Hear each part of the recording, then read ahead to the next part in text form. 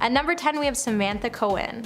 The private secretary to Meghan Markle and Prince Harry said the couple was so difficult and disorderly that it was like working for a couple of teenagers. In a book called The Hidden Power Behind the Crown, highlights how the Duchess of Sussex was once extremely rude while criticizing a plan drawn up by the young female employee in front of other colleagues. William later tried to console the staff and said she was doing a good job. The book also mentioned how the couple bullied Samantha Cohen, who was formerly the Queen's private secretary. However, Samantha joined Harry and Meghan as their interim private secretary after the two got married. The book quoted a source that said nothing Samantha ever did for the couple was good enough. They were impossible and pushed her to her limits. She was miserable. However, the Duchess's lawyers denied in 2021 that Miss Cohen had been bullied,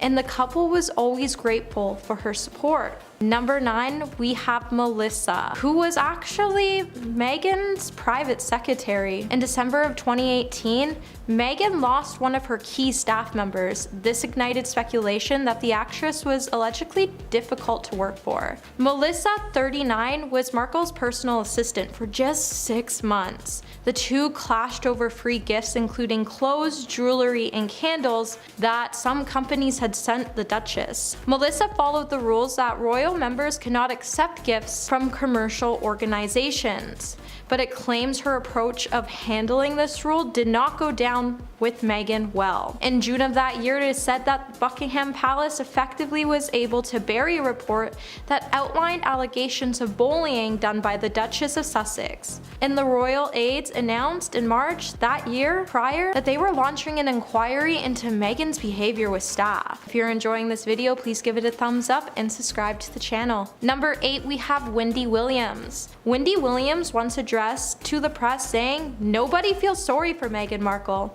The statement comes after Wendy Williams said that Meghan's friends tried to warn her not to marry Prince Harry. She went on to say, "You know what I'm saying? Like, you meet a prince and your friend's going to tell you not to marry him." Or, Meghan's lying to get sympathy. The host then went on to say in a clip from a documentary, Harry and Meghan, an African Journey, that showed Meghan claiming that she didn't get it when her friends warned her about the British media fixation. Williams went on to say, "Yes, you did. You knew exactly what you were doing, and please don't try to garner any sympathy from us. You knew what you were doing." The Ask Wendy author assured her audience that she really does like Meghan and Harry, but there's something about the Duchess of Sussex, and she shouldn't be surprised that the paparazzi are everywhere now that she's a royal. They were not following you when you were on Suits. We didn't even know who you are, except when you came for an employment here at Wendy and wanted to be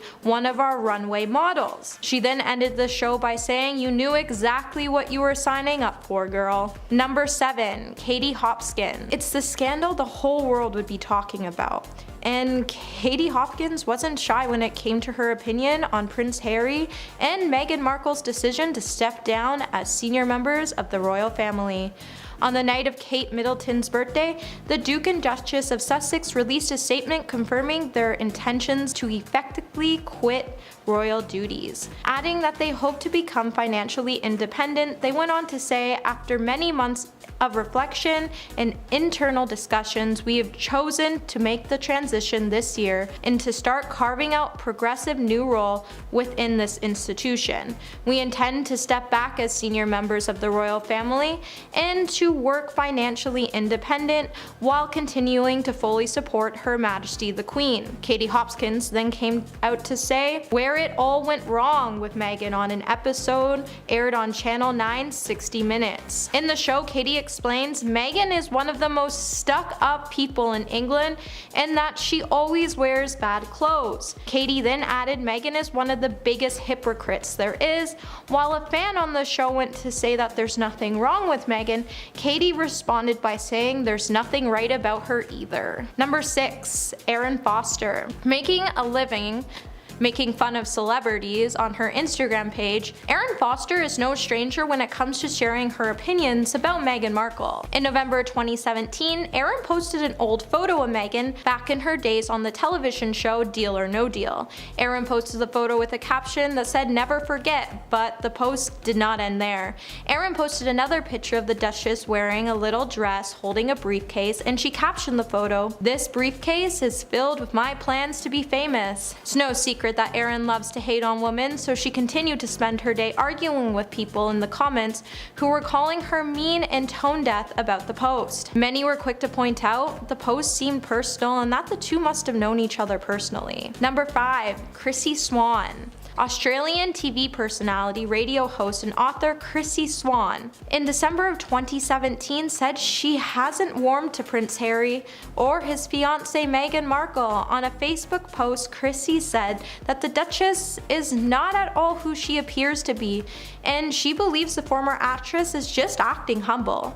She's also not the only person who has suggested this narrative, as American TV personality has indicated that Meghan is an opportunist and wouldn't fit in with the royal family. When Chrissy was asked why she had not warmed up to the actress, Chrissy was pressed to elaborate on why she had the feeling she did. She responded by saying it was all because of her manner. She looks like she's portraying a conceited humility of acting. Meghan definitely is going to need some ice for that burn, but it leaves you wondering, is this truly all an act, or is Meghan telling the truth about how the royal family really is with her? Number 4. Trevor Eagleston. Ex-husband of Meghan Markle, Trevor Eagleston, has pretty much remained silent about his marriage to the retired actress. However, in a royal bibliography, Andrew Morton hasn't. In a book Andrew wrote titled Meghan, a Hollywood Princess, he highlights that Trevor was full of hatred when it came to the Duchess, and in one chapter he wrote Trevor went on from cherishing Meghan, and it would deserve his feeling was like he was a piece of something stuck to the bottom of her shoe. The author then went to write, while Meghan was filming Suits in Canada, she ended her relationship with Trevor by mailing back his wedding ring to him. Shortly after, Meghan claimed that she was married to the Hollywood producer. She felt like she didn't always act as if he supported her acting career. A close friend of the two then said Trevor didn't like the dynamic change and he wanted to be the breadwinner and didn't want to share the spotlight. However, Trevor's uncle would then later come out to defend the allegations and would say that's not who his nephew really is. But it's definitely to say we won't be seeing these two work together on sets anytime soon. Number 3, we have Amy Schumer. Amy Schumer once said that Meghan Markle was her nemesis and even explained why in a super hilarious way. Even though the stars aren't actually feuding, it's still worth mentioning the gag of jokes Amy made throughout her pregnancy. Amy first teased her pregnancy with a picture of her head photoshopped over a picture of Meghan Markle's body. The comedian said it's not fun to be pregnant at the same time as the Duchess of Sussex. With the two having very close due dates, they were expected to be delivering their babies by spring in 2019. So Amy confirmed that she would be competing with the royal mom-to-be. Amy definitely wasn't kidding when she brought up Meghan again during a comedy show in November. Amy went on to say, "You know what's not fun? Being pregnant at the same time as Meghan Markle. She's walking around in heels and cradling a baby that's not there." Amy then went on to say because the star was pregnant at the time, she was making Meghan her nemesis because she wasn't going to let her get away with that. While Meghan was out wearing heels, Amy was barely able to put on her flat. It's still worth mentioning that even though Amy is feuding with Markle in a hilarious way, watching her poke a little fun at this running gag was definitely a welcoming distraction to the star to feel better about her own pregnancy blues. Number 2, Daniel Radcliffe. Harry Potter star Daniel Radcliffe hasn't been scared to portray his thoughts on the royal family over the years. He's definitely not a fan. Daniel's comments, especially when it comes to Prince Harry and Meghan Markle, have definitely managed to raise some eyebrows, especially when it came to his sarcastic comments he made about the British monarchy back in 2009. During his interview with Daily Beast, Daniel made it clear he wasn't a fan of the royal family by saying he's not a royalist, not at all, and he doesn't see the use of monarchy, though he is a fierce patriot. Ratcliffe then went on to note that he's very proud to be English and he thinks the family symbolizes what is wrong with the country. He did go on to say that he doesn't think the family's done anything wrong, but he simply doesn't like what they represent. He noted that the royal family shows a huge symbol when it comes to class division, and it's something he particularly didn't like. While Daniel did admit he totally sympathizes with Meghan because of her harsh treatment she's gotten from the press, you probably won't see these two working together considering Daniel's opinions with the royal family and what they stand for. Number 1. Kate Middleton. With everything going on in the royal family's lives, one aspect of the personal lives that has been an ongoing scandal for the last year, it's no secret people love to read about the alleged rift between Meghan Markle and Kate Middleton. The media continues to keep us up to date with the latest rifts between the two. While the media does tend to blow things out of proportions, the two have had their fair share of minor disagreements, and one actually made Kate cry. Meghan and Harry's wedding back in May of 2018 was definitely a wedding that wasn't without drama. As it was reported, Meghan and Kate had a disagreement about the Flower Girl's outfit. The feud over the dress was so tense, it had Kate in tears over the stressful fitting for her daughter. A source reveals that it was an extremely hot day and there'd been a row over whether the bridesmaid should wear tights. Kate, following the royal family protocol, felt like they should wear tights while Meghan didn't want them to. At the time, Kate was feeling emotional considering she did just give birth. However, before this incident, the two are to be said to have many rifts. And because of these rifts, you definitely won't catch these two in the same room alone. Number 10. Lack of preparation. In her explosive new interview with Alison P. Davis from Cut magazine, Meghan Markle reiterated that she knew very little about royal life when she got into a relationship with Harry, and even joked about the fact that she hadn't even seen the Julia Stiles movie, The Prince and Me, which would have been a similar story of a normal girl marrying a prince. She said, "That would have been really helpful. That would have been a very key tutorial to have had in advance of all this," adding that she's good at taking direction. Quote, "I was an actress. My entire job was tell me where to stand, tell me what to say, tell me how to say it, tell me what to wear and I'll do it. And I'll show up early and I'll probably bake something for the crew." But the notion that Meghan knew nothing of Prince Harry or the royal family before she met him is a story that she clearly intends on circulating. "Thank God I didn't know a lot about the family. Thank God I hadn't researched. I would have been so in my head about it." There's no doubt that it must have been a nerve-wracking experience, but the reality is most people would at least Google a public figure before meeting them. Number 9. Return to Instagram. Meghan revealed that she was initially indecisive about her potential return to social media, as she was very used to sharing so much of her life online before she wed Harry, saying it was a really big adjustment, a huge adjustment to go from that kind of autonomy to a different life. She then talked about what it was like using the royals' Instagram and called it a largely censored experience, and one that was heavily influenced by the British media. Quote, "There's literally a structure by which if you want to release photos of your child as a member of the family, you have to first give them to the Royal Rota, the UK media pool. Why would I give the very people that are calling my children the N-word a photo of my child before I can share it with the people that love my child? You tell me how that makes sense and then I'll play that game." Now the Duchess says that she's caught between wanting to create a personal account again and wishing to keep her private life private. But one thing's for sure, she is definitely getting back on the gram. It's probably the platform she's missed the most considering that she's a millennial after all. Number 8. Nelson Mandela comparison. This was easily one of the most contentious parts of the interview, the moment where Meghan compared herself to Nelson Mandela. Yes, the legendary activist and first president of South Africa, who spent 27 years in prison for opposing apartheid.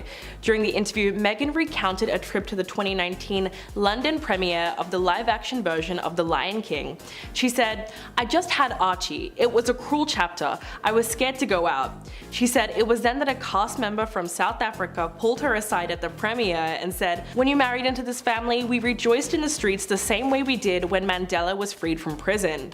Although she claims it was the dancer who first made the comparison, the Duchess was quick to receive all kinds of backlash just for putting it out there. In fact, Nelson Mandela's grandson, Mandela, was one of the first people to slam the remarks. He said, "It can never be compared to the celebration of someone's wedding. Madiba's celebration was based on overcoming 350 years of colonialism, with 60 years of a brutal apartheid regime in South Africa." So it's clear that Meghan's choice to even put that in the interview came off as a little tone deaf. Number 7. $1 million deals. One of the things that Meghan has always been known for is her very American work ethic, as she seems to actually enjoy juggling it all and filling her schedule to the brim. In fact, it was one of the reasons why life as a royal did not mesh so well with her. In her new interview, she details her various exploits after leaving the firm, which includes podcasting and multiple Netflix ventures. She also brought up the family's new 3-tier company, Archwell, that was launched in October of 2020, mostly as a way to make some cash following the infamous Megxit. Although the company has not released very much in the way of concrete content, it was revealed that Harry and Meghan managed to score a whopping $25 million Spotify deal and a $100 million Netflix deal for their work. But the only thing we've seen from them so far is the first episode of her new podcast, Archetypes, which was released by Spotify this month. Although it initially looked promising, Archetypes has been torn to shreds by critics, with one review saying that the episode makes you feel like you've been locked in a relaxation room of a wellness spa with an unusually self-involved yoga instructor. Which is pretty harsh, so it's probably best that you watch it and decide for yourself. Number 6. Renovation controversy. Everyone knows that the British tabloids were particularly vicious towards Meghan while she lived with Harry at Frogmore Cottage in Windsor. Meghan opened up about the criticism they received surrounding the expensive home renovation and said, "Just by existing, we were upsetting the dynamic of the hierarchy. So we go, okay fine, let's get out of here, happy to. But for whatever reason, it's not something that we were allowed to do, even though several other members of the family do the exact same thing." One of the main things that they were accused of was using exorbitant amounts of taxpayer funds to renovate the home, but they eventually repaid it all and even offered to earn their own money on behalf of the monarchy, which made it virtually impossible for the media to criticize them under the guise of public interest. In fact, it was recently reported that Harry repaid $3.2 million in British taxpayer money that was used to renovate the home in Windsor. Not only that, but it has been widely noted that the Duke and Duchess of Sussex are not listed as having benefited from any UK tax funds at all since 2020. On the other hand, the royal family as a whole has cost the UK roughly $124 million this year alone. So make of that what you will. Number 5. Meghan's father. Easily the most interesting part of the interview came about when Meghan brought up her father. The Duchess spoke candidly about her estranged relationship with Thomas Markle and his tendency to leak information about her to the press. She explained that toxic tabloid culture has torn two families apart. Quote, "Harry said to me, I lost my dad in this process. It doesn't have to be the same for them as it was for me, but that's his decision." While she didn't stay on the subject for very long, readers have grabbed onto her words and taken it as a confirmation of a major rift between Prince Harry and his father, Prince Charles. But it was interesting that Meghan took the time to even mention her own father, considering that they were estranged even before her 2018 wedding to Prince Harry. Not to mention the ultimate betrayal that she would have felt when just 2 days before the wedding, Thomas gave an interview to TMZ claiming that he decided not to attend Meghan and Harry's wedding in order to avoid causing his daughter any further embarrassment. He also conspired with a photographer to pose for a series of staged paparazzi photos in order to make a quick buck. So he's not exactly father of the year. Number 4. Harry's revelation. In his most frank interview since quitting their roles, Prince Harry has told the magazine that many of his family members cannot work and live together in the way that he and his wife can. If you didn't pick up on the subtle diss, the article also refers to him as saying the word family with a vocal eye roll.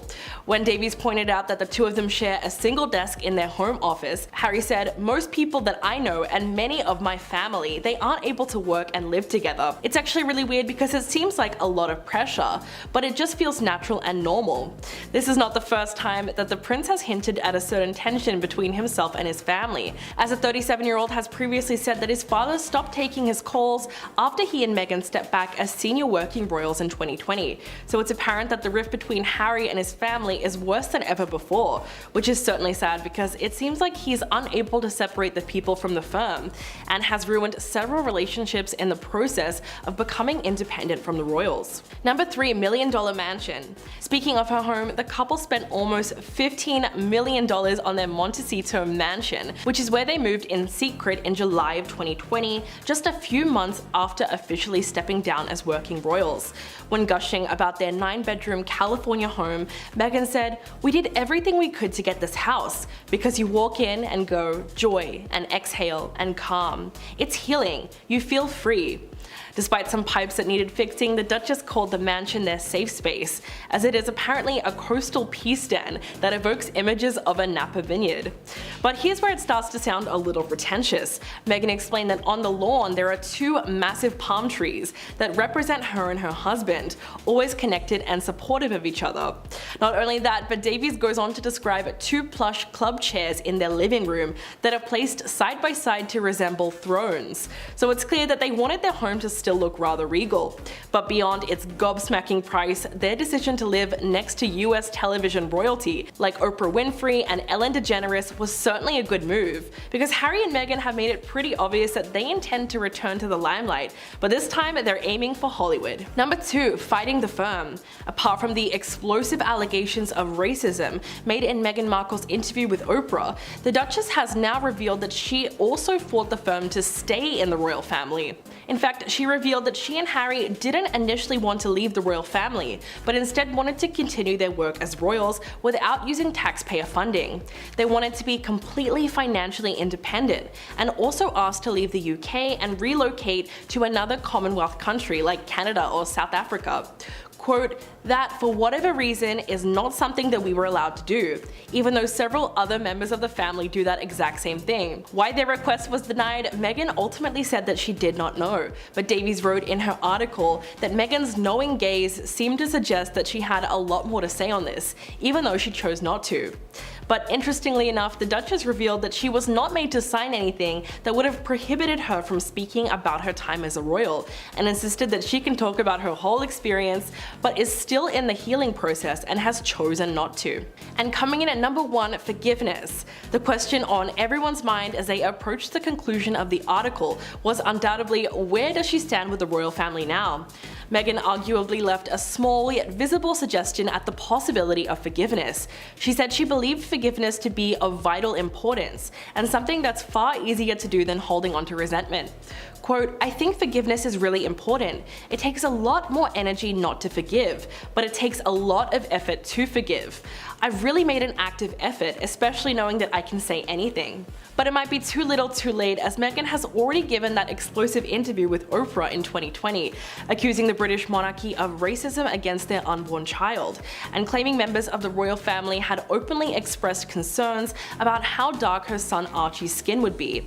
She also exposed the complicated dynamics between her and the Duchess of Cambridge, and painted her in a pretty negative light. So with all things said and done, the new interview didn't do much in the way of damage control, so the possibility of family unity seemed to be a little bit out the window. And at number 10, Harry and Meghan are related. This should be taken with a slight grain of salt, because at some point, if we go back far enough, we're pretty much all related. So as we know, Meghan was born American, and of course Harry is British, but they still share some DNA. The Daily Mail did a genealogical investigation where it was revealed that Harry and Meghan are cousins dating back to the 15th century. The connection is on Markle's father's side, but of course it's 15 generations back, so there are no real connections still intact, and there's zero chance anyone will be related at family gatherings. And at number 9, always wanted to be famous. An old friend of Meghan's came forward after the engagement claiming that Meghan always wanted to be famous, even since childhood. She not only loved being the center of attention from a young age, she was very calculated in who she spent her time with.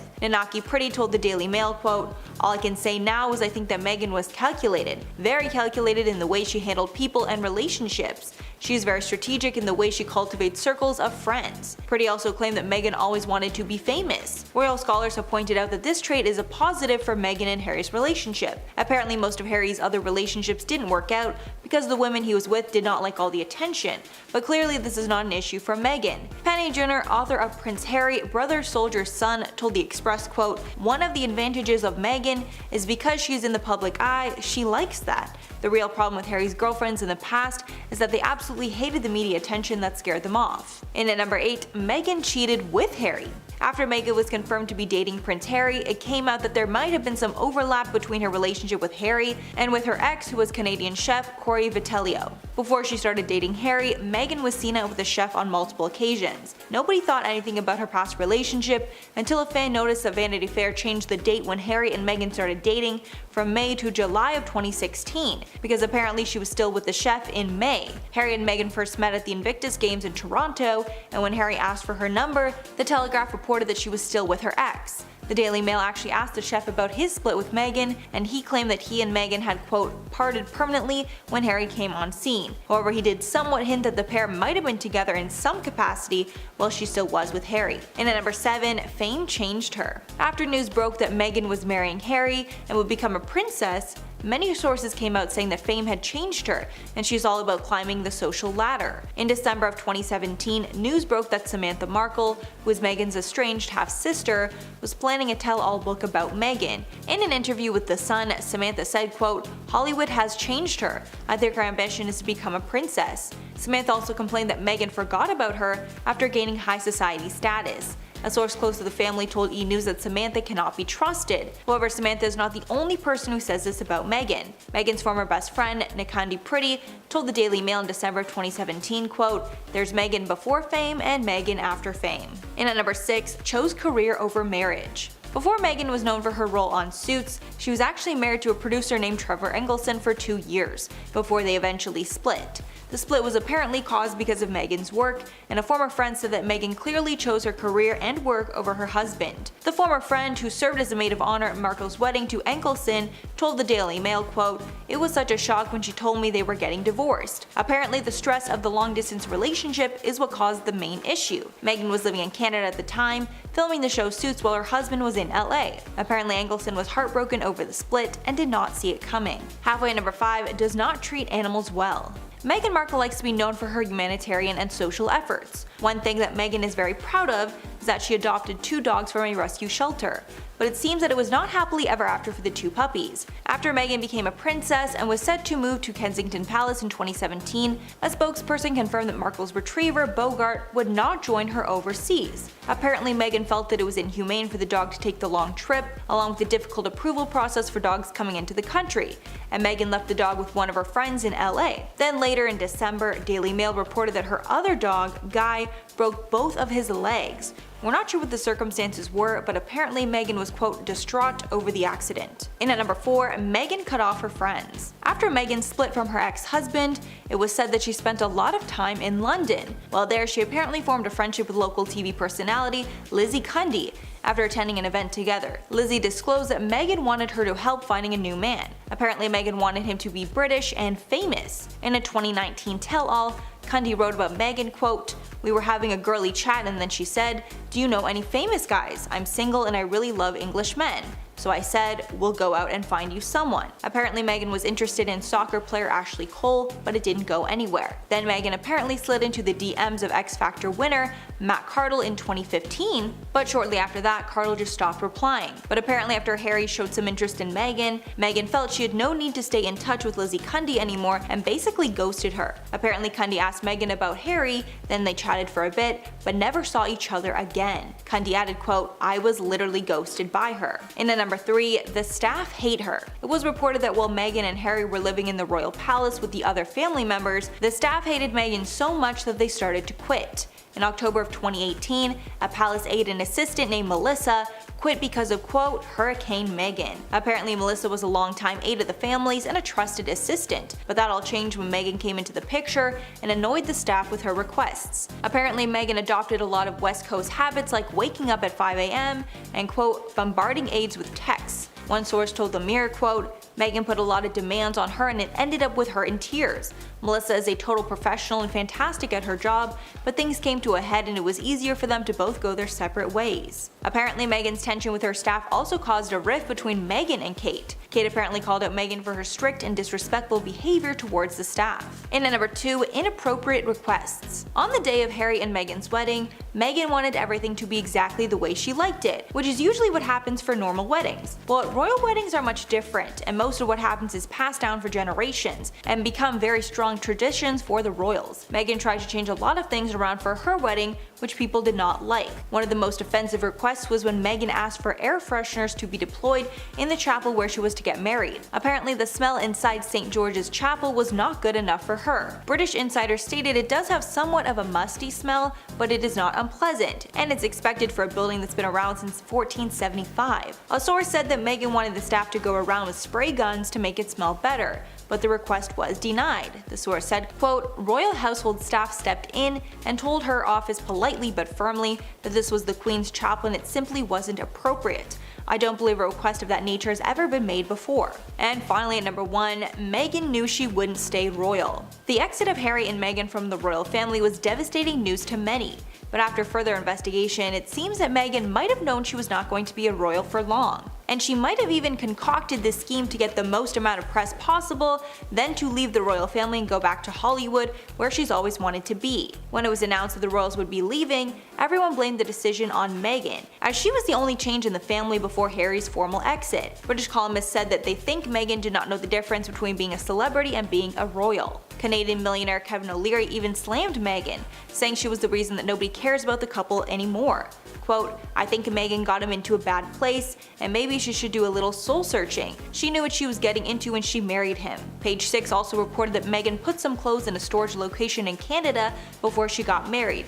She then decided to keep them in Canada, and they were sent to the couple's new Vancouver home after the Megxit announcement. Maybe Meghan left them there because she knew she would be coming back. And at number 10, Piers Morgan. Infamous journalist Piers Morgan might be one of the most outspoken people against Meghan Markle. And there's actually a dating story behind that. It makes the whole thing even more juicy. So apparently Piers asked Meghan out on a date before she was with Harry, of course. And rumor has it that they went out on that date, but Meghan ghosted Piers after. And this could be the real reason that Piers can seem very angry towards Meghan when talking about her. Most recently, after Meghan's explosive interview with Oprah Winfrey, Piers did not hold back, trashing her on Good Morning Britain. And before him and the other hosts could even discuss the topic, he went on raging about how the interview's tarnishing the reputation of Britain around the world and hurting everything the Queen has worked so hard for. He also made a point to say that he does not believe a word that she says, so I mean, clearly he's not a fan. And at number 9, Wendy Williams. Wendy Williams trashes pretty much everyone on her show, so I'm not sure Meghan should take it personally, but for some reason Wendy Williams really hates Meghan Markle and is not afraid to tell the world. When the couple first got together, Wendy said, quote, "There's way too much drama with her and that will not work out." Then when the two did get married and Meghan became a royal, Wendy said on her show that Meghan, quote, "weaseled her way into that kingdom," also calling her the, quote, "Duchess of Malibu." Then when Wendy was talking about the documentary Harry and Meghan: An African Journey, she spoke about how Meghan was warned that she should stay away from Harry, as the tabloids would ruin her whole life, but apparently Meghan didn't believe this. But Wendy didn't buy that and said, quote, "Yes you did, you knew exactly what you were doing. Please don't try to garner sympathy from us." I guess insinuating that Meghan knew exactly the kind of press craziness that she was getting into. And at number 8, Katie Hopkins. Katie Hopkins is a well-known British writer who has made it very clear that she hates Meghan Markle. She once coined Meghan as the, quote, "American Kate Middleton," and, quote, "a budget princess die with an Oscar-winning innocent face." Hopkins even went on 60 Minutes to talk about Markle, who described her as a, quote, "nobody who, quote, wears bad clothes," plus agrees with some other haters who are calling Meghan a hypocrite. She even once clapped back at a tourist defending Meghan. When the tourist told her, quote, "there's nothing wrong with Meghan," Hopkins replied, quote, "but then there's nothing right with her either." And at number 7, Chrissy Swan. Chrissy Swan is an Australian TV personality that has been outspoken critiquing Meghan Markle. Chrissy first made comments about Meghan on Facebook, following news of the royal engagement between Prince Harry and Meghan. She wrote, quote, "For some reason, I still haven't warmed up to her," adding that she felt Meghan was still acting while she was out with Harry, saying that the humility that she showed was all just an act. While a few people agreed with Swan's opinion, others were mad, calling her a bully and saying that they were, quote, "very disappointed by her comments." And at number 6, Trevor Engelson. So if you don't already know who Trevor Engelson is, he's actually Meghan Markle's first husband. And for the most part, he's actually been pretty respectful to Meghan's privacy and hasn't commented publicly about her. But that doesn't mean that comments he made in private about her haven't been leaked to the public. Royal biographer Andrew Morton is the one that spilled the beans on Engelson's feelings towards Meghan. In his book called Meghan, a Hollywood Princess, the author portrays Trevor's alleged dislike for his ex-wife. In the book, the author reveals that Engelson initially loved being married to Meghan, but later felt like nothing to her, which was confirmed to him when Meghan allegedly mailed her wedding ring back to Trevor out of the blue after 2 years of marriage. Halfway at number 5, Erin Foster. Erin Foster is the daughter of musician David Foster, as well as a writer and performer. She's another person that is known for blasting celebrities online, with Meghan being one of those people. In November of 2017, Erin posted a photo of Meghan from her Deal or No Deal days and captioned it, quote, "never forget," which is definitely some subtle shade. Then, just to make sure her followers would not forget, she posted another picture of Meghan with a briefcase and added an even harsher caption that read, quote, "This briefcase is filled with my plans to be famous." So it's clear that she just thinks Meghan is a clout chaser hungry for fame. And at number 4, Prince Andrew. Now we're getting into some of the people in the royal family who are not too fond of the Duchess. Apparently, a source said that after she got engaged to Prince Harry and went to speak with his family, Prince Andrew was not very kind to her, while Queen Elizabeth and Prince Philip were warm and welcoming. The source said that his difference in behavior with Meghan compared to the other royal members was very noticeable. I would assume even to Meghan herself. He definitely did not say or do anything rude. However, we all know that a person's tone can really say so much. And at number 3, Kate Middleton. This one is a little heartbreaking if it's true, but it's widely speculated that Kate Middleton and Meghan do not get along. And these rumors were made worse by Meghan's Oprah interview. But this all could just be speculation from the fans of each of the women, as now that Kate finally has some competition for the love of the people in Meghan, the fans of the two women seem to be battling it out on social media. But it also seems that new info we are learning from the palace is fueling the divide too. Like the fact that Harry and Meghan moved away from William and Kate at one point, or the fact that the brothers' joint staffing agreement was recently ended, with people thinking Meghan is the reason for this new divide between William and Harry. There was even a rumor that Meghan made Kate cry at one point. However, Meghan revealed in the Oprah interview that it was actually the other way around. However, Kate apologized to Meghan, and Meghan seemed to genuinely accept it in the interview. And at number 2, Katy Perry. So this is a random one, but singer Katy Perry threw some serious shade at Meghan's way after her wedding. When the American Idol hosts were all asked about Meghan's dress, Katy replied, quote, "I would have done one more fitting. I'm never not gonna tell the truth. One more fitting, but I love you."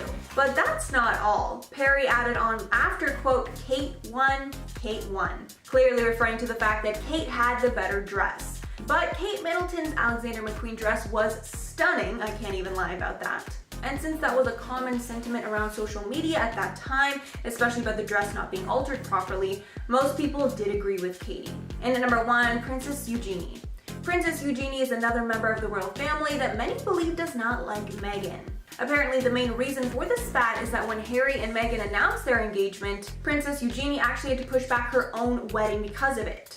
An insider said the princess was extremely unhappy about having to push back her wedding date due to Prince Harry and Meghan Markle's wedding, as the princess and her fiance were supposed to get married in September of 2018, but were forced to postpone it because of the royal wedding. Princess Eugenie also reportedly hated Meghan for choosing St. George's Chapel at Windsor Castle for their wedding venue, since it was Princess Eugenie who wanted that venue first. She did get married shortly after, but obviously her event was very overshadowed. And number 10, Princess Diana. In the first episode that was revealed to viewers, Harry would go on to compare Meghan to Princess Diana. Harry would go on to say so much of what Meghan is so similar to his mom. She has the same compassion and she has the same empathy. She has the same confidence. She shares this warmth about her, and the episode would feature footage that was shown of William and Harry playing at a piano, and interview footage where you could see Diana talking about her two sons. While Harry goes on to say that the only thing he could remember about his childhood was that it was filled with laughter, happiness, and adventure, he would also mention that he didn't have any early memories of his mom, and it was almost like he internally sort of blocked him out, but all he could remember is her cheeky laugh and that she was always telling him that he could get into some trouble, but he had to be careful that he didn't get caught doing it. While Diana passed away, Harry was just 12 years old, and all the memories he could recall of his mother was being swarmed by the paparazzi, and that his advice was that he was given by the family to deal with the paparazzi was not to react and not to give into it. And number 9, the curtsy. In the second episode, Harry would describe how Meghan was when meeting the Queen for the first time. He described it as being a shock to the system. With the Queen being the first member of the royal family to meet Meghan, Harry waited until the absolute last moment to let Meghan know that she would be meeting the Queen. When the pair were in the car going to the royal lodge for lunch, Harry would last minute tell Meghan that his grandmother was here and that they would be going to meet her in the church. Harry would then ask Meghan if she knew how to curtsy, and Meghan at the time thought it was a joke, but I mean, it's the Queen of England, and in every fairy tale movie ever made, it's always taught us that when presented in front of the royal family, you need to bow or curtsy. With Harry trying to explain it was a pretty hard thing to explain to an American how to curtsy, Meghan would go on to try to compare the curtsy to something from medieval times, and she even did a reenactment on how she curtsied in front of the Queen on the camera. While Meghan went on to describe the meeting with the Queen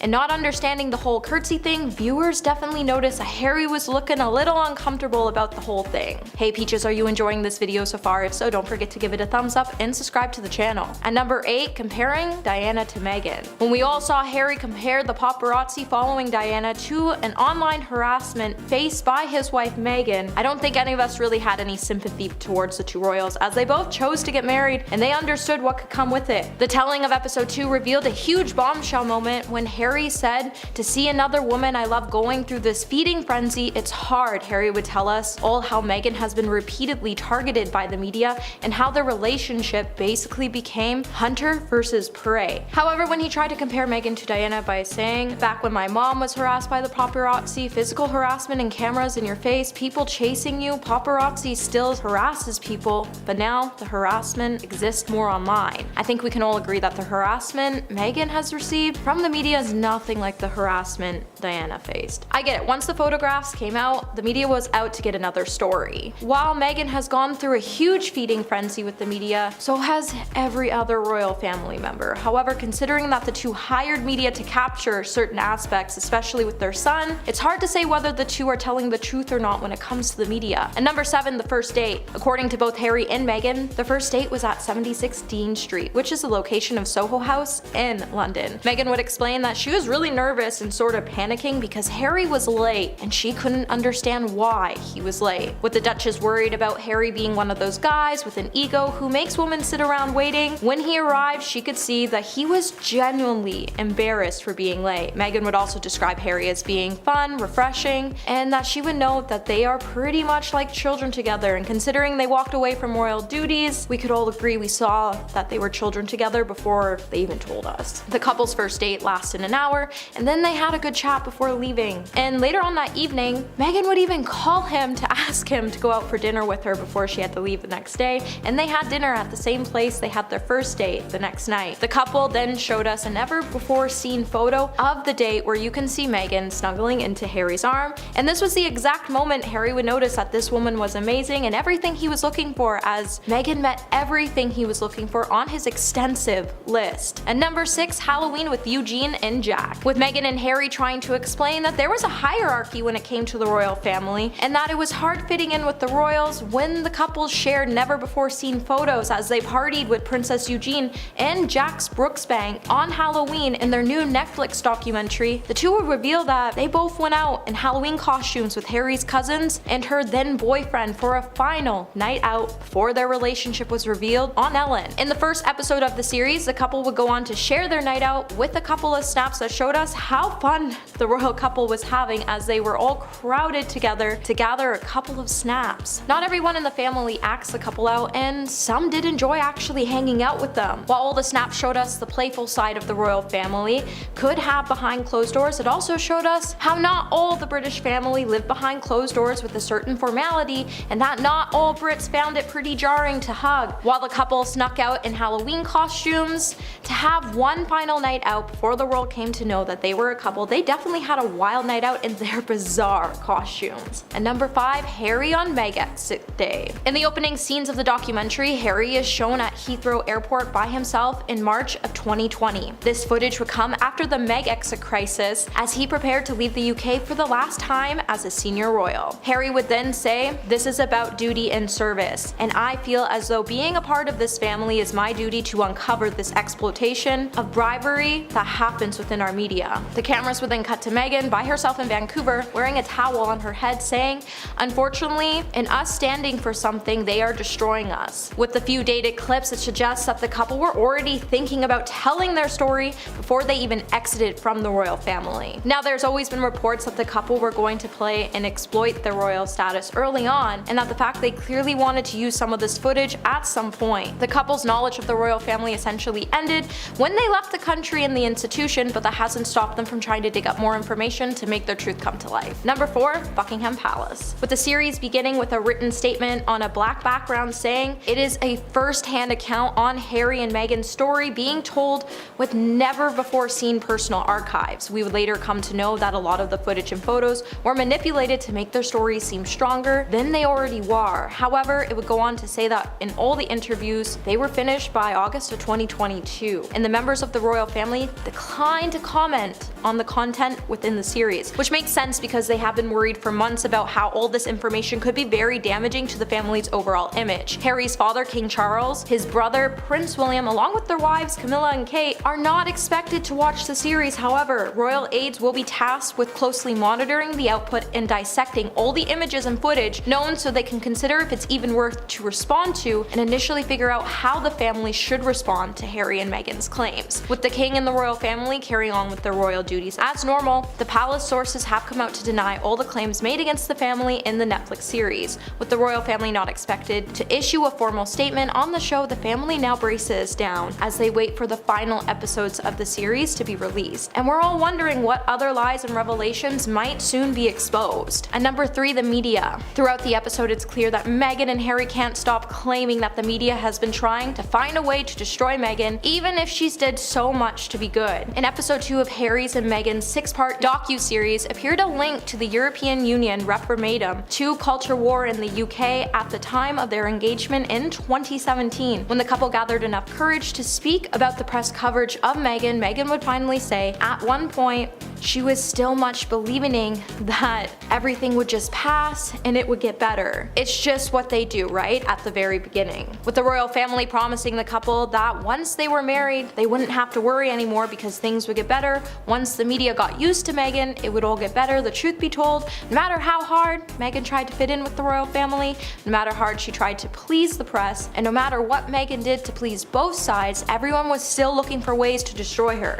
However, claims were pretty much absurd. In the Tell documentary, both Harry and Meghan would try to accuse the media of wanting to destroy Meghan, with her claiming that the stories were vicious and that they were planted by the press. The idea that anyone was out to destroy her was frankly absurd. It's quite obvious that they think they were the victims, but it's more obvious that the royal family became victims to the lie told by the two in the documentary. And number 2, Archie has an American accent. As part of the Netflix program, it would show Archie speaking to Harry and Meghan with an American accent. In the first 3 episodes shown of the bombshell docu-series, it would offer the world an insight into Meghan and Harry's family life in California, and it would show us glimpses of Archie and also some images of their 18-month-old daughter, with some of these images and footages revealing Archie's favorite song is Benny in the Jets by Elton John. In episode 2, there would be a longer clip of Archie looking at hummingbirds with his parents. Archie, who is shown at the bottom of the frame in the video, is chatting with his parents, and in the clip he could be heard chatting to them with an American accent. With both parents doing everything they could to make the world a better place for their 2 children, it has become equally as important for the 2 of them to make sure that they didn't make the same mistakes that their parents made with with them. And at number 1 today, we have the parents' divorce. When Harry decided to share information about his parents' divorce, he would share with all of us that he was pulled from one place to another, and it was actually quite damaging on him. Speaking in episode 2 about the divorce, Harry would say, I think most kids who are the product of divorced parents have a lot in common no matter what's your background. Being pulled from one place to another, or maybe your parents are competitive and you're no longer just in one place that you want to be in. You're in another place less than you want to be in, and there's all sorts of pieces to that.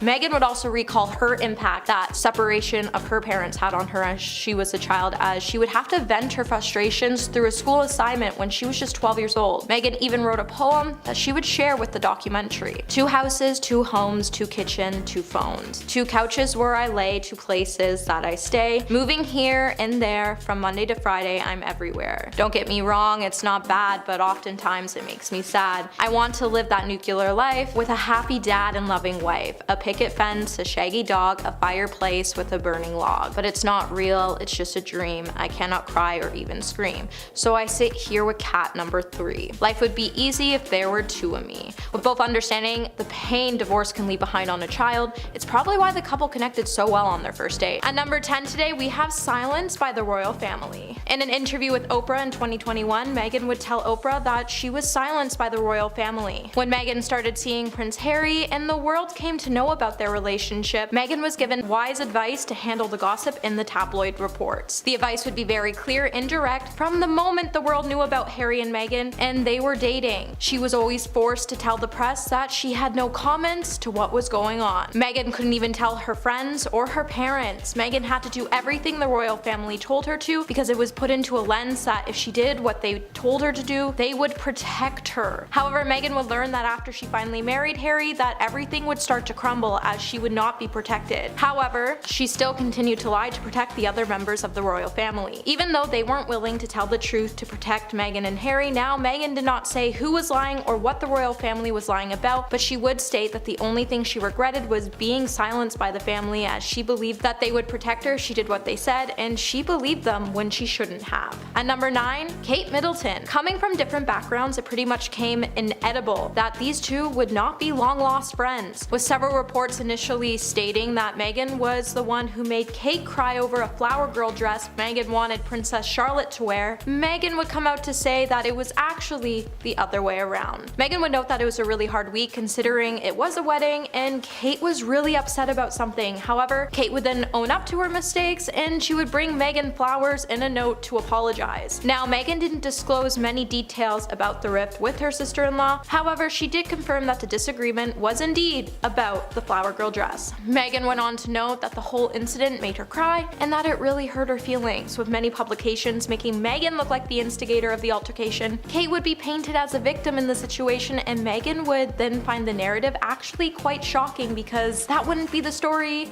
and she described the situation as being the start of the rift between her and Kate. Hey my little peaches, are you liking this video so far? If so, don't forget to give it a thumbs up and subscribe to the channel. And number 8, formality. In episode 2 in Meghan and Harry's new documentary, Meghan would recall her first time meeting Prince William and Kate, and with it she would reveal that the formality presented to the public by the royal family even carries on behind closed doors. With Meghan meeting Kate for the first time, when they came over for dinner, Meghan recalls how she wanted to feel comfortable, so she opted to wear casual clothes. She chose to wear ripped jeans and was barefoot. When she went to greet the royal couple, she went in for a hug and didn't realize how hugging was actually really jarring for a lot of Brits. This is when Meghan would understand that the formality on the outside even carried on through the inside. The royal family has this forward-facing way of being, and Meghan thought just when you could close the door and relax, she would find out that the formality still carries on over both sides, and it was really surprising to her. With Meghan wanting to do things her own way and break the formality, she found out it was really hard to connect with the family and fit in, and she found this formality to be actually just too tropical for her. And number 7, the thoughts of her unborn child. After it was revealed that that certain unnamed members in the royal family actually expressed their concern over Meghan and Harry's unborn child Archie, a lot of people tried to pinpoint which members of the family actually have those thoughts. In the months that Meghan was pregnant, she would be told that Archie would not be given security, a title, and that there was also conversations with some family members that they were concerned about how dark his skin might be when the child was born. Meghan would go on to say that majority of the concerns addressed to Harry were about what it would mean or look like if Archie was born with darker skin, as the royal family believed if a child was born with darker skin, it would be very damaging to their image. While Harry and Meghan did state that it wasn't the Queen or Prince Philip that were part of the conversation, it leaves you to think that the only people that were left to have this conversation were King Charles, Prince William, and their wives. No matter who started the conversations or the claims, it's pretty serious, and it's actually really concerning that the people who came into power and who will be entering into power very soon could actually have had such hurtful conversations about an unborn child. And number 6, had to quit. After months of speculation from royal watchers, Meghan and Harry would announce their plans to step back from the royal roles as senior royals. When the couple finally had enough of being scrutinized by the press and the royal family, they would finally say enough is enough, and they would enter into several weeks of negotiations for their exit as senior and working members of the royal family. However, the couple felt extremely trapped with being in the royal family. Harry would even go on to say, no matter who you are in the royal family, no matter what's going on in your personal life, no matter what's happened, if the bike rolls up and the car rolls out, you gotta get dressed, you gotta get in there, wipe the tears away, shake it off, and be on your A game. With racism being the largest reason to why the couple stepped down from their duties and left the UK, in their documentary the couple would state that there was a lot of misinformation about them and why they had to quit their royal obligations, and the biggest reason is because Meghan needed protection. And while the couple has gone on to say that the institution knows the full truth, the media knows the full truth, anybody in their situation would have done the same thing. And number 5, handing over passports. During an interview with CBS, Meghan would tell Oprah that she experienced a lot after marrying Harry, and it really made her mental health deteriorate. Throughout Meghan's and Harry's relationship, they were highly criticized by the British tabloids. Meghan would reveal that she was once approached by members of the royal family about getting Meghan help, but she felt like she couldn't do it within the castle walls. After marrying Harry, Meghan would have to hand over her keys, passport, and driver's license, as the palace attempted to make her trapped inside Kensington Palace and making it so she couldn't leave to get help on her own. When Oprah asked if she was considering checking herself into a mental facility, Meghan would explain no because she was asking the royal family if she could do it. Meghan would then say she just couldn't go by herself, as when she joined the family, she wouldn't see her passport, driver's license, and keys until her and Harry decided to leave. She was trapped in the palace and couldn't get the help she needed, and the palace staff denied her the help she needed. Meghan would even find herself reaching out to one of Princess Diana's best friends, as she felt like she was the only one who could understand her situation. And number 4, secret ceremony.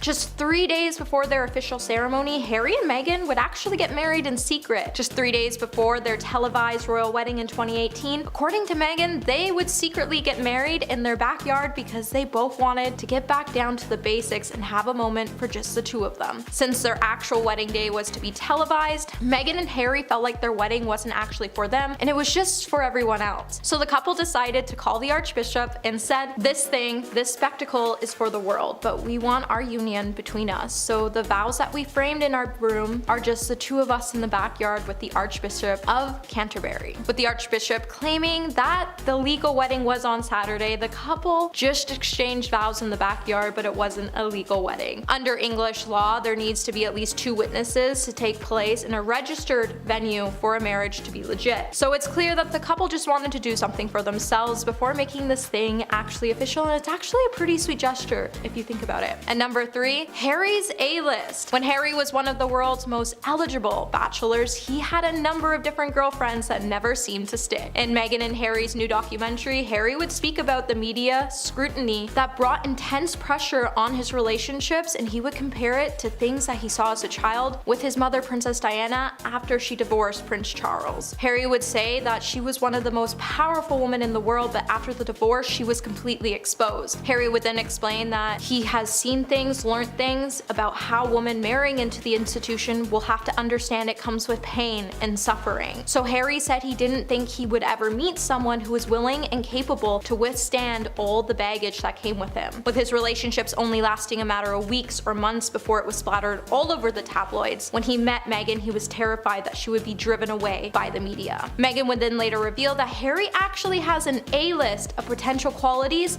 he would want and need in a future partner. With Harry refusing to reveal any of his list, he would go on to say that Meghan was the list, as she was a needle in a haystack. She was someone who not only shared his values of service, but she also had experience with being in the public eye. And number 2, secret stay at the palace. When Meghan and Harry first started seeing each other, they wanted to keep their relationship a secret for as long as possible so they could get to know each other without the media intruding. With Meghan describing their long distance relationship as exciting, relaxed, and easy, she knew that if she wanted this to last, she would have to do something. So she decided to implement this 2-week rule, which pretty much meant that they both had to see each other in person every 2 weeks. Now, to fly under the radar, it was somehow much easier for Meghan, who was living in Canada at the time, to fly to London to visit Harry in secret. So every 2 weeks, if both couples could manage, they would visit, and Meghan would fly to London to stay with Harry at Kensington Palace, so they could get to know each other without anyone taking photographs and it becoming news. However, it was a risk to get Meghan into the palace, as getting her through the police barrier into Kensington Palace is a risk itself because you never know who you could trust. So Meghan and Harry had to become really sneaky just to get her into the castle walls. The pair would also do this for 4 months before their news of being together officially broke in November of 2016. And at number 1 today, we have Meghan's career. When news first broke that the Suits actor Meghan Markle was dating Britain's most eligible royal, the headlines would respond with racism, with headlines joking about Meghan being straight out of Compton or that her mother lived in the slums. It became a huge factor to why Meghan and Harry wanted to leave the royal family. With the royal family believing that Meghan's career being a sticking point in the beginning, they were incredibly impressed that Harry could land such a beautiful woman. The fact that he was dating an American actress, on the other hand, definitely clouded their judgment more than anything else. And in the beginning, as the family would say, oh, she's an American actress, this won't last, with Meghan adding that her being an actress was the biggest problem. She would say that there is an idea in the UK that causes them to typecast anyone from Hollywood. Although we all know that race would become the bigger issue on why they chose to opt out of the royal family, it's clear that the royal family definitely didn't trust Meghan because of her career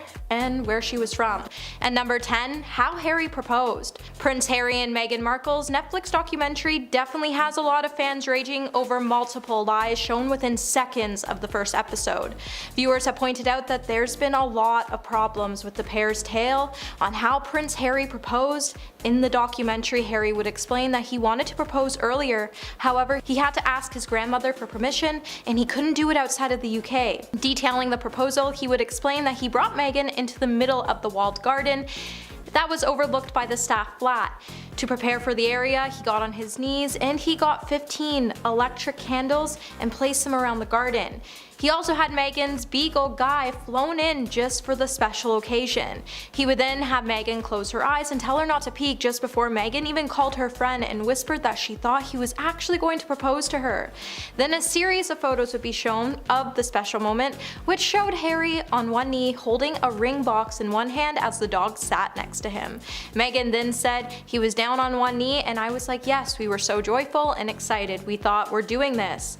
However, the proposal totally contradicted the past version they told the press in 2017, as Harry claimed that he proposed to the Duchess in the kitchen on a standard typical night in their cottage. However, even by the 3rd episode, Meghan would even admit that their engagement was rehearsed for the press. At number 9, we have ex-girlfriend cut out of a photo.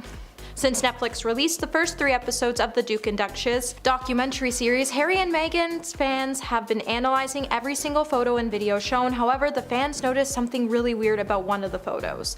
While some of the manipulations of photos were small, it's clear that the couple were trying to look vulnerable, and the photos and videos were planted to help them achieve sympathy from the public. With the couple trying to say that they had already been hounded by the public, a photo of younger Harry would be shown, and in the photo you could see that he has his hands covering his face from the paparazzi cameras.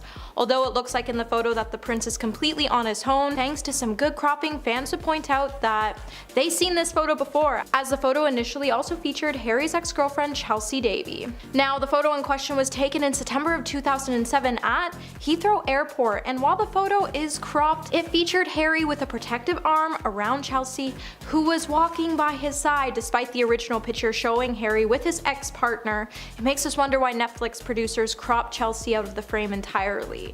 Hey Peaches, are you enjoying this video so far? If so, don't forget to give it a thumbs up and subscribe to the channel. And number 8, Netflix photographer. While Meghan and Harry are claiming the press has been leaking and planting stories about them, the real dirty game here is the fact that they tried to convince everyone that a Netflix photographer was a paparazzi member. A lot of you have been pointing out a lot of fake photos, including Evening Standard's royal editor Robert Jobson, as he's even criticized one of the dramatic shots in a photo that could be seen of a photographer's lens peering down on the couple with their newborn child. The couple would try to claim that it was someone following them. However, Robert has insisted that the photo was taken with their approval by an accredited press photographer at Archbishop Tutu's residence in Cape Town. Only 3 people were accredited in this position. And you might be wondering, how did Robert know that there was only 3 people hired by the couple? Well, it's because he was there and he was one of those people.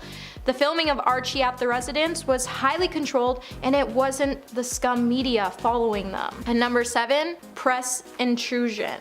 The issue with majority of the docu-series is that Meghan and Harry have claimed that there was a large amount of press intrusion.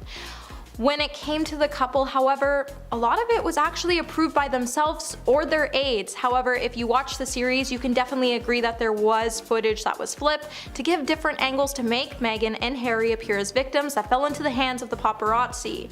The whole series gives us an impression that photographers covertly snapped the family at all times. However, witnesses and staff have come out to say that most of these photographers had actually been granted official access in advance so they could capture some sweet photos of the family.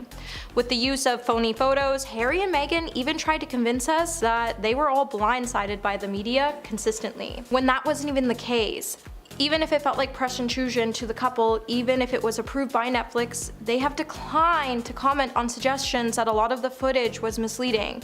But it's definitely for sure that the couple was smart by making the documentary with Netflix, is because they weren't bound by UK's broadcast standard code, so they were allowed to use materials to mislead the audience. So with more episodes to still be released, we're definitely going to see a lot more manipulated stock images to illustrate the idea that the family was stalked by the paparazzi, which just isn't the case. And number 6, Harry Potter press photo. If we learned anything watching the first 3 episodes of the trailer, it was that the magic of editing can make anyone believe anything. However, when we all saw one certain black and white photograph, we all realized that the image of the paparazzi was taken out of context to portray the paparazzi as aggressive when it comes to the royal couple. However, the actual image was actually taken at a final Harry Potter premiere in 2011.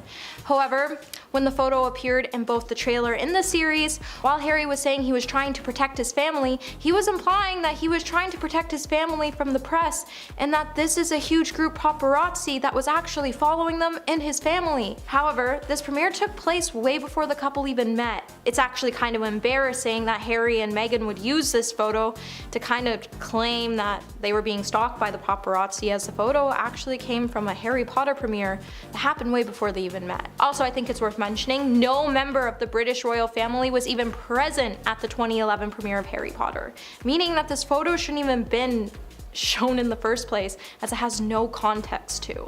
And number 5, not knowing who Harry was. What hasn't changed is that Meghan is still claiming she had no idea who Prince Harry was.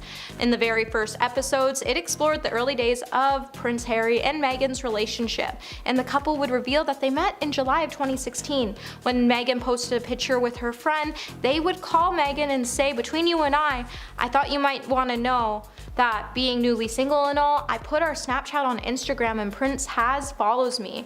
He called me last night and he wants to meet you. Might have to set you up." However, Meghan had no idea who the prince was before the date, and she's been claiming for a while now that she never did any research on the Queen or her relatives ahead of meeting Harry. However, it was definitely all a lie, because it's been proven that Meghan was actually obsessed with Princess Diana. She even had books about her, and she was already acquainted with one of the York girls through Soho House. So to say that she had no idea and knew nothing about the royals had to be one of the biggest lies Meghan told. And number 4, race claims. Now, this document definitely laid out some new allegations about Harry's family's disapproval of Meghan due to the color of her skin.